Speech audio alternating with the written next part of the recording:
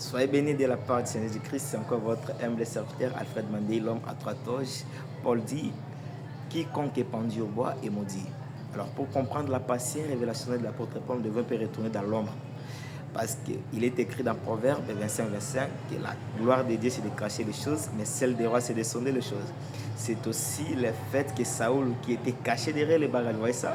Et un Saoul caché derrière les bagages, les peuples ne pouvaient pas chanter vive le roi. Donc il devrait être relevé pour que les peuples chantent Hosanna ou soit vive le roi, vous voyez ça? Alors les véritables Saoul derrière les bagages, ce sont les Écritures. Alors, les Écritures, sans une révélation, là, il n'y a pas un chant, soit les peuples ne peuvent jamais chanter Vive le roi. Donc, nous devons un peu faire sortir les Écritures cachées. Parce que, vous voyez qu'un lion qui n'est pas déchiré, nous ne trouverons jamais le miel là-dessus. Or, le miel ouvre les yeux.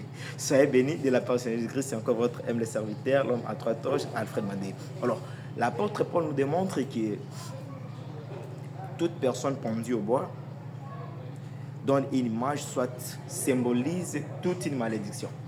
Pour comprendre cela, nous devons un peu retourner dans l'ombre. Voilà. Dans l'ombre, nous voyons aussi les prophètes Élisée.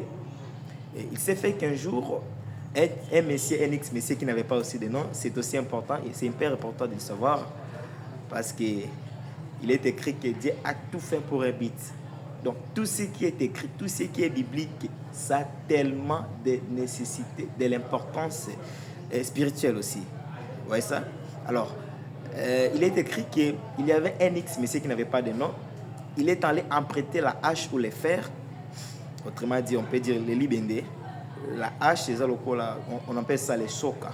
Ce qui, souvent, on abat avec les arbres, les bois, tout ça et tout consort. Alors, il est allé emprunter la hache à question. Et ils sont allés à la brousse ensemble avec ses collègues. Arrivé à la brousse, lorsqu'il abattrait les arbres avec la hache en question, il s'est fait que la hache empruntée est tombée dans l'eau. Pas n'importe où, seulement dans l'eau. Après avoir tombé, il a crié. La hache a été empruntée. Et les prophètes, qu'est-ce qu'il a fait? Il devait couper, détacher un arbre de l'endroit approprié pour faire tomber l'arbre en question dans l'eau. Et l'arbre doit relever la hache. Quelle magie! Quelle démonstration, vous voyez ça? Donc, la hache qui était dans l'eau, pour qu'il soit relevé, ça nécessitait les bois. Vous voyez ça? Voilà pourquoi Élisée a coupé un arbre et l'a jeté dans l'eau. Et la hache qui était dominée par les eaux a été soulevée. Autrement dit, les bois est devenu les mains. Donc, au moment où ils étaient tombés la libende. Ouais, ça. Donc, les bois jetés dans l'eau a aidé, a fait que les fers ou la hache submergée ou dominée par l'eau soient relevés. Or, les véritables bois qui devraient soulever les fers qui symbolisent dans l'humanité, c'est Jésus. Il devrait être détaché de l'éternité pour venir tomber dans l'eau. Vous voyez ça? Donc, lorsque Paul nous montre que quiconque est pendu au bois est maudit, cela symbolise la pensée de l'Ésaïe 53. Quelqu'un qui a accepté notre malédiction, il s'est fait malédiction pour nous. Lui qui n'a pas péché, mais il s'est fait pécheur pour nous. Vous voyez ça?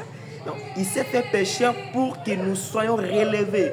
Les eaux qui nous dominaient, les eaux c'est le monde, c'est Satan, le diable, parce que ce sont les ennemis, parce que Ésaïe dit que les fleuves symbolisent aussi les ennemis, donc les Satan, le diable. Donc, les eaux qui nous dominaient la hache ou les fers, nécessitaient un bois qui devrait être détaché de sa place appropriée pour venir tomber dans l'eau. Oh, le fait que le bois a accepté de mourir, parce que le fait d'abattre les bois pour tomber dans l'eau, cela montre la mort. Vous voyez ça? Donc, c'est ça aussi que l'apôtre Paul l'a déclaré. Nous allons y arriver. Nous avançons d'abord petit à petit. Donc, saisissez d'abord que les bois, d'après l'apôtre Paul, si quelqu'un est pendu au bois, cela montre une malédiction. Bon, j'ai aussi des grands regrets aujourd'hui lorsque j'ai fait mes démarches. Je trouve dans d'autres hangars, pour ne pas dire église, parce qu'il y a une seule église, dans d'autres assemblées, dans d'autres maisons, des grandes maisons, je vois une chose sous forme de la croix devant l'église. Et si j'ai fait une curiosité, d'essayer un peu de voir qu'est-ce qui se passe là-dessus, je vais trouver encore cette même croix qu'ils ont mis devant l'église, à la porte ou au portail. Et ça s'est répété même à la chaire. Tu vas trouver qu'à la chaire, les gens ont garni la croix, les signes de la croix là-dessus.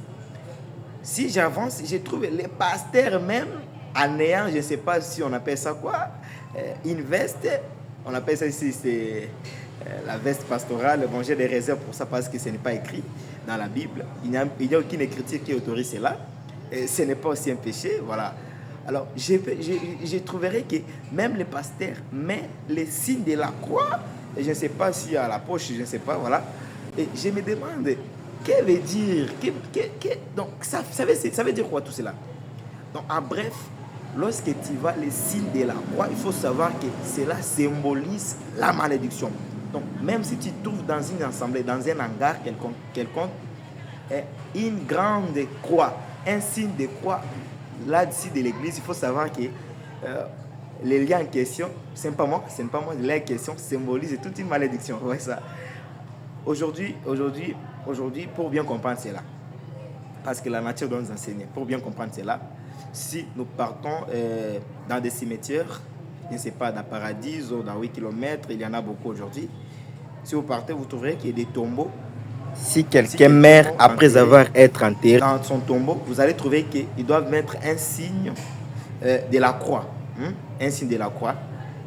Ah, mais je me demande, pourquoi c'est là? Alors, lorsque j'ai lu l'apôtre Paul, il me l'a dit que donc, si tu vois seulement les signes de la croix, il faut comprendre que cette personne est maudite. Vous voyez ça? Donc, si tu te trouves dans une... Permettez-moi de l'appeler église, mais j'ai des réserves de l'appeler église, parce qu'il y a une seule église. Vous voyez ça?